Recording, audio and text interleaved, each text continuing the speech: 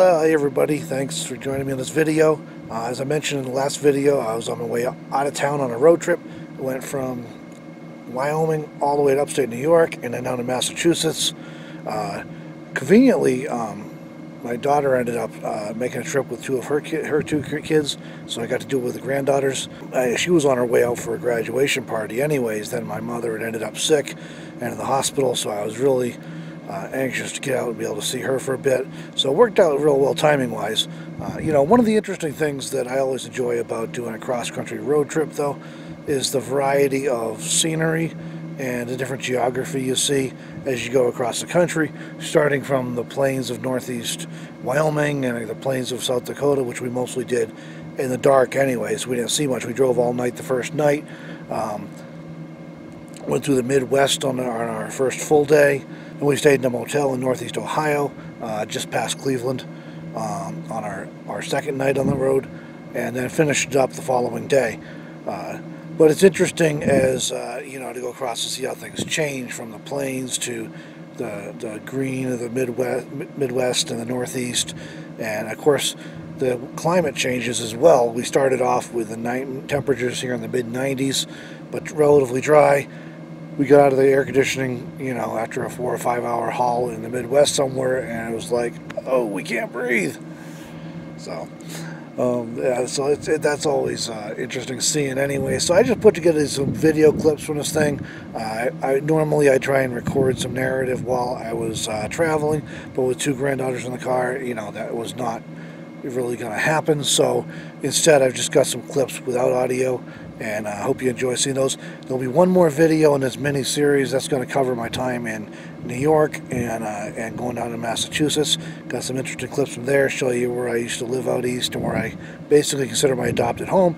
So I hope you enjoy those, and thanks for watching, and we'll see you in the next video.